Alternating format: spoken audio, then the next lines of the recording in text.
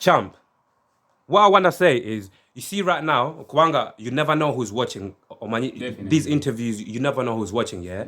Like, obviously, I heard you said you've got a trainer, you've got your coach and everything. For me, I usually say to people, in different walks of life, you need a team behind you. You know, you need a very good team of people behind you, you know, to be taking care of certain things so that you can focus on your fighting and the ship is moving.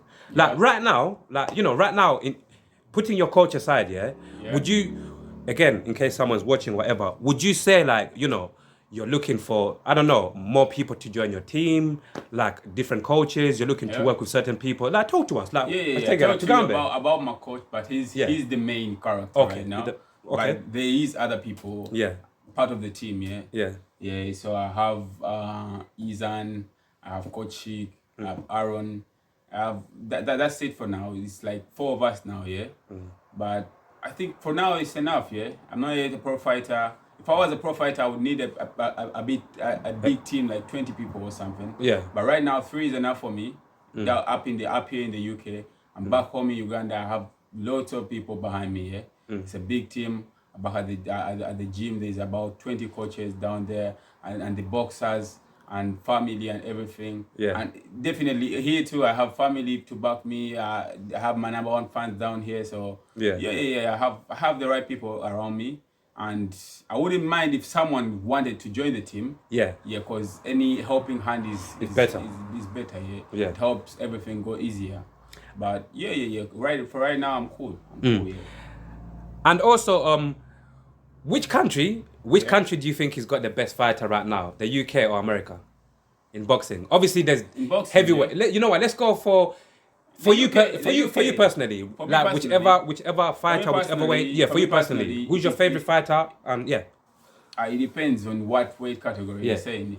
But for me personally, I think right now the UK is better off. Better off. That's good to hear. Compared to the US. In some of the weight classes.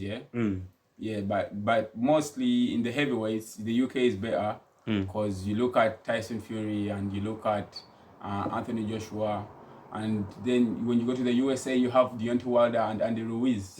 So I think if you're ranking the boxers, UK versus the USA. UK would be better, but when you go to the lighter ranks right now, and you see you have Gervonta Davis and the Ryan Garcia from the USA, don't forget my guy David Haney. Devin Haney, look at Devin Haney, and they don't have contenders from the UK.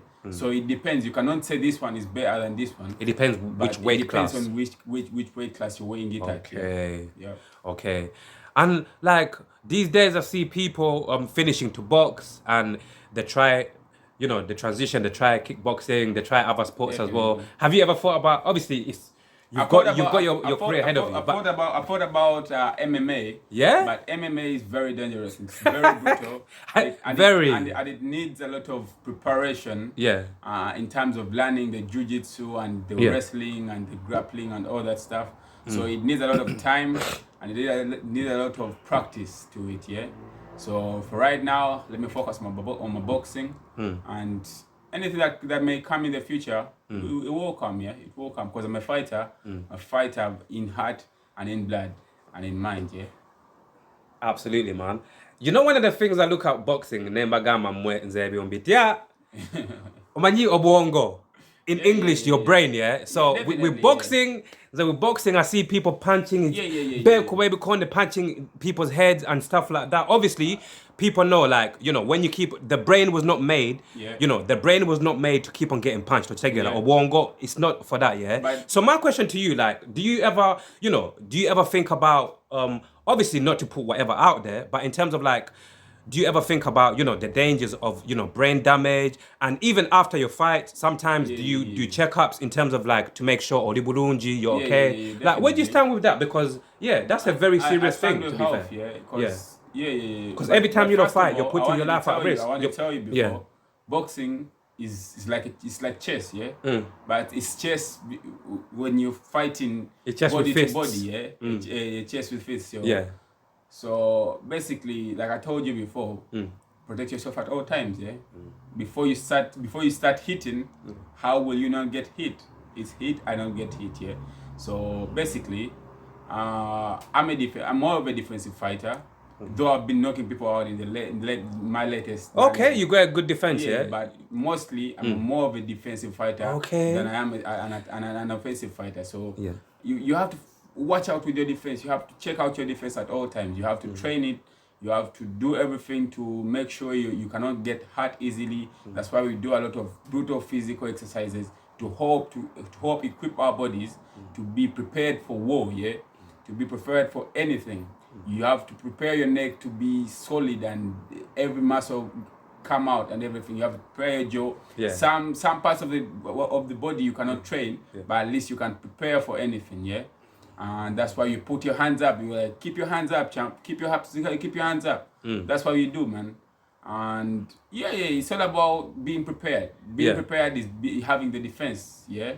So that's basically it, man. You have to defend yourself at all times, and if you get injured or anything, there's always doctors on the ringside and everywhere. There's always ambulances around the boxing events and everything. They're always around to help you if you get into any medical emergency. Okay, that's good. Kubanga twalaba Muhammad Ali, how it turned out, we saw and we see obviously certain people as well. Definitely. You know, and for me, like as a person who, that's why, like we said, MMA, like kickboxing, that other fight is too brutal. I can't watch it. Man. Like the way people kick each other, breaking, breaking bones and stuff like that. Even for me, I don't have the stomach for that. Like for me, so going back to boxing as well, like even sometimes I feel like, I honestly think about that because even Deontay Wilder, like he's got a very, very strong punch. And with that punch, like he's even said it as well, like sometimes he goes into fights and he doesn't know if he's gonna kill somebody or not, and sometimes that's really, man. I really look at that, and it's a very crazy thing. But you see that he has a weapon. He has an offensive weapon. Yeah. He has the power and all that, but he didn't have the defense. Didn't have the defense because when he came across Tyson Fury, he beat him and nearly put him to coma because he had blood running through his ears and all that. His ears were swollen and all that, and he was brutally wounded by Tyson Fury in the second match. So you see that he had to also, he had the offensive advantage, but he didn't have the advantage in terms of defense. Yeah. So you need to work on defense more. Yes, you might have the killer punch, you might have the knockout power and all that, but you need to work on your defense. How will you not get hit? After you hit, how will you not get hit? You have to move away. You need to block the punches. You need to do everything. So it's all about that, man. You need to watch out for your defense all the time, man. Yeah. And for me, and one other thing for me that the CBI gotta Sebo. Man, I hate this, Like one thing I really don't like about boxing, like the politics. People don't want to fight each other. Like even with the, like with the heavyweights, like like in terms of Tyson Fury fighting Anthony Joshua, but now they're ducking each other. They're talking rubbish. Honestly, and the politics says it. Politics in boxing. I hate the politics. What do you think about the politics in boxing as a fighter? There's a lot of politics everywhere. I think it's the politics in the world that reflecting right now everywhere. But still, these people are fearing. You look at Tyson Fury, you saw that Anthony Joshua was disappointed with the Ruiz fight, with that knockout. Yeah. He is scared of being defeated because right now he's undefeated. He only has a draw with Deontay Wilder, and he's fearing that when Anthony Joshua or maybe Alexander Usyk beats him, he will lose relevance in the UK and also all over the world. Yeah. So you look at that, and it's very they're scared. There's too many politics. The politics comes about because of Mayweather. Mayweather had 50 fights and no loss, and now everyone wants to do it like Mayweather did, without a loss, and become a world champion and go out of the game without losing to anyone or being knocked out by anyone. But not everybody's Floyd Mayweather. But not everyone is Floyd Mayweather, man. Yeah. He's 1 in a billion, So, man, they just need to stop being...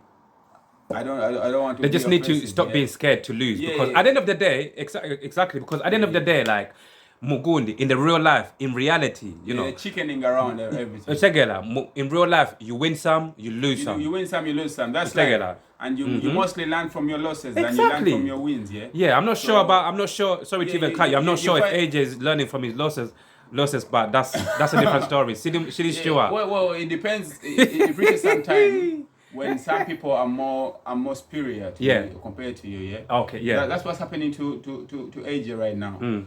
AJ won the Olympics gold medal and in 2012. Was it London, right?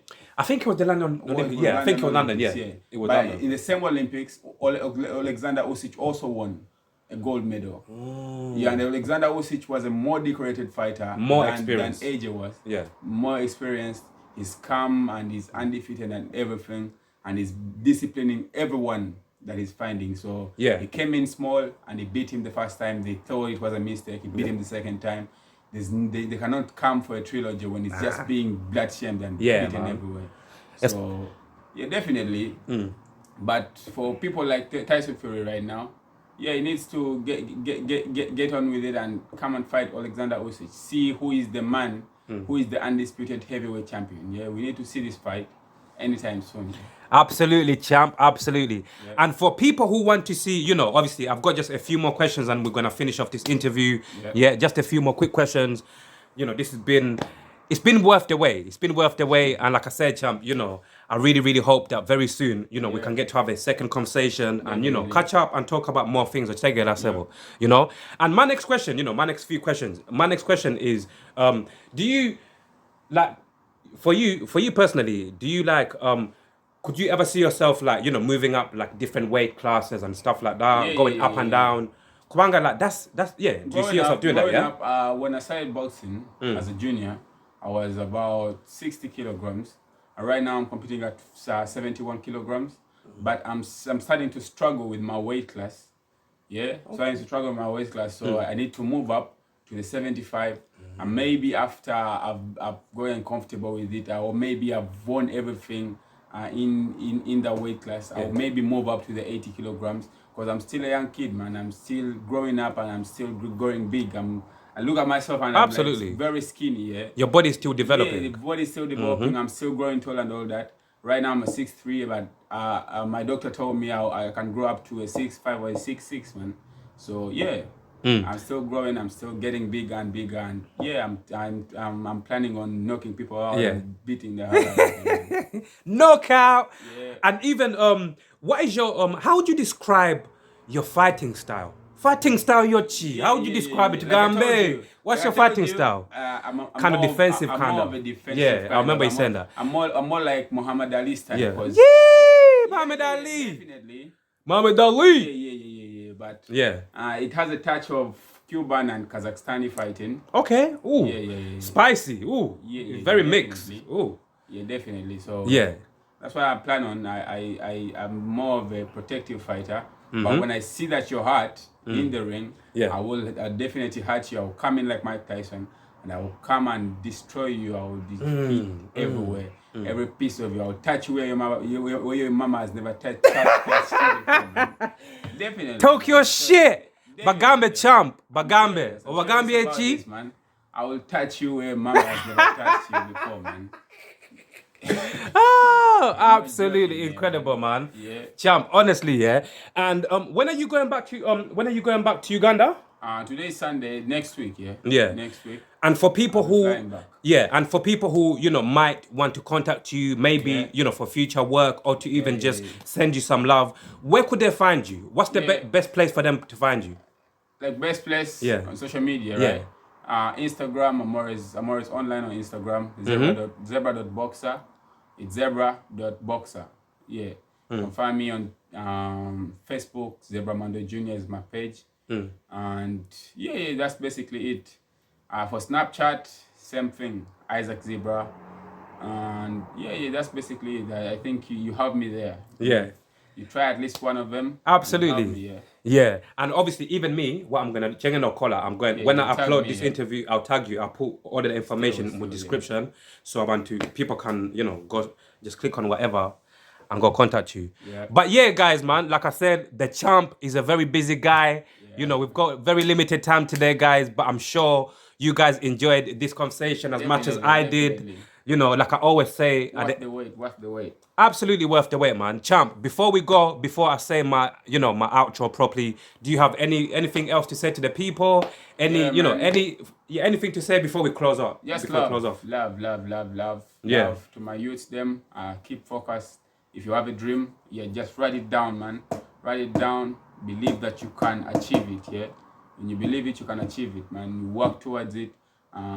There's distractions everywhere. There's blockages everywhere, but you need to just work towards your goal. You just remember, just pray. If you have family, make sure you reach out to them and all that. Anything is possible, man. Everyone has two hands, everyone has two eyes and everything. No offense to anyone that's disabled. I'm so sorry if you are, but everyone's in this world has the same opportunities as anyone else. Doesn't matter where you are. What only matters is who you are. Bless up, Isaac Zebra Jr. Guys, you've heard it straight from the champion's mouth. You get what I'm trying to say? Reality Team TV, you know how I do. This has been another very, very open, another insightful and a very educational conversation about boxing. You get me, guys? But yeah, guys, man, show the champ some love. If you got any questions, if you got any things that you might want to work with him or anything that you might want to ask him or whatever, contact him. You're looking at the Ugandan's future champ. We don't know if he might change nationalities one day and join England, but we pray he doesn't. But yeah, guys, man, honestly, love. Thank you so much, champ. It's been a very good conversation. Reality Team TV, over and out. Lovely. Yes. Tubikoze.